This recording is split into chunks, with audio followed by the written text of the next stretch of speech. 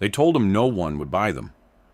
Said the apples didn't look right, too small, too uneven, some with marks on the skin, others slightly misshapen. Not what stores wanted, not what customers picked first. So when buyers came through, they didn't stay long. A quick look, a shake of the head, and they moved on. Because in their world, appearance came first, and these didn't pass. So the harvest sat there, perfectly usable, but treated like it had no value. Until someone called. Not a distributor, not a grocery chain, a baker, asking one question. How do they taste? And when he tried them, everything changed. The problem wasn't how they were grown. He hadn't cut corners, hadn't rushed the process. The trees were healthy. The harvest was strong. But the apples didn't come out the way the market expected. They weren't uniform. Some grew smaller than others. Some had rough patches on the skin. A few developed marks where the weather had hit them hardest. Nothing that affected what was inside, but everything that affected how they looked. And that's what buyers cared about. Because in stores, apples aren't judged by taste first. They're judged by appearance. Perfect color, smooth skin, same size. So they can be stacked neatly, packaged cleanly, sold without hesitation. Anything outside that was harder to move, harder to explain, and easier to reject. That's why they passed on his. Not because they were bad, but because they didn't fit the system. What most people didn't realize was what caused those imperfections in the first place. Slower growth, less forced feeding, more exposure to natural conditions. The kind of things that don't make apples look better, but often make them taste stronger, sweeter, more concentrated. But that part doesn't show up at a glance.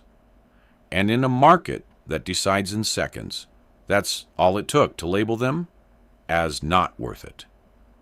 So the harvest stayed, perfectly good, but overlooked, waiting for someone who cared about something other than how it looked. At first, he thought they'd still sell. Maybe not to the big buyers, but somewhere. Local markets, small shops, direct sales. There was always a place for good fruit, or at least that's what he believed. So he started making calls, same conversations, same responses. They don't meet spec. Customers won't pick these. Too inconsistent. And just like that, another no.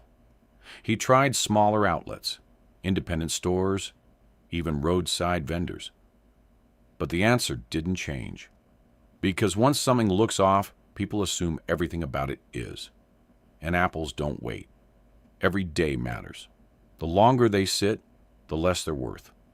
The softer they get. The closer they move to being unsellable.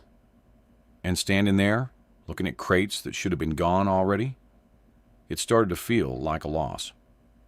Not because they were bad, but because no one wanted to take the chance. Then the call came in. Different voice, different question. Not about size, not about color. Just one thing. How do they bake? He paused, then answered. And there was a short silence. Before the voice came back, more certain this time. I need to try them. No hesitation, no negotiation, just that.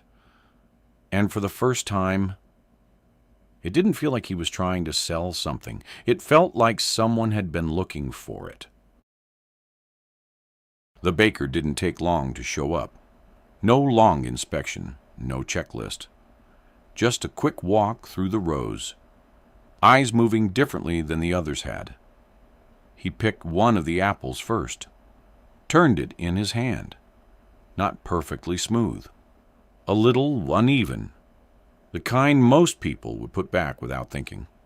He didn't. He took a bite, right there in the field, and paused. Not because it was surprising, but because it confirmed something. Then he reached for another. Cut it open this time. The flesh wasn't pale. It was deeper in color, denser, less watery than what you'd usually find in store apples. He pressed it lightly, felt the resistance, then nodded to himself, because this wasn't fruit that had been pushed to grow fast. It had taken its time, developed differently. More sugar, less dilution, more structure. The kind of thing that doesn't always matter when you're eating it fresh, but makes all the difference when heat is involved. He looked up, scanning the rest of the crates. Not like he was judging them, but like he was recognizing something. "These hold their shape," he said. "Most apples don't." That's when it clicked. Because in baking, you don't want perfect-looking fruit. You want fruit that survives the oven, that keeps its texture, that concentrates flavor instead of losing it. And suddenly, everything that made these apples wrong to everyone else made them exactly right for what he needed. He set the knife down, looked back at the farmer, and said, "I'll take all of them." The order didn't come later. It came immediately. Calls were made right there before he even left the field, because this wasn't something to wait on. By the afternoon, the trucks started arriving, not to pick through the harvest, not to take a portion, but to take all of it. Crates that had been sitting untouched, now being moved quickly, handled carefully, loaded with purpose. Word spread fast. It always does when something doesn't make sense. The same buyers who had passed on it started hearing about it. A baker, taking the entire harvest, not questioning it, not negotiating it down, all of it. Some of them came back, stood near the edge of the field, watching, trying to understand what they had missed, because from the outside, nothing had changed. Same uneven shapes, same marks, same problems.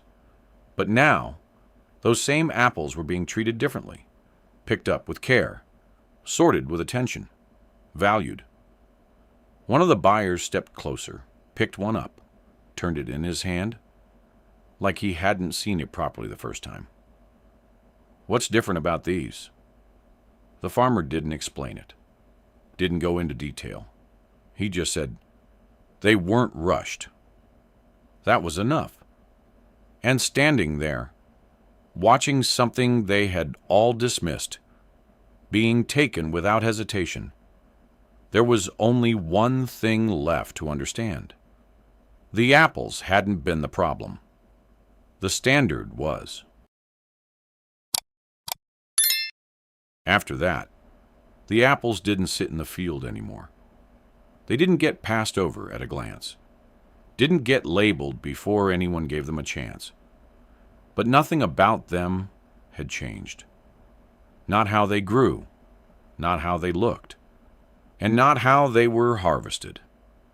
The only thing that changed was who they were meant for, because the same things that made them wrong to one buyer made them exactly right to someone else. They weren't perfect, they weren't uniform, but they had something most people never stopped to notice. They held together. They carried more flavor. They became better when they were used the right way. He didn't try to change them after that, didn't reshape them, didn't force them to fit a system they were never meant for. He just kept growing them the same way, because he understood something most people overlook. That value isn't always about meeting expectations. Sometimes it's about finding where something truly belongs. Standing there, in a field that had almost been written off, he realized something most people only learn too late. That the difference between something being ignored and something being needed is often just who it's made for. And sometimes, that's all it takes.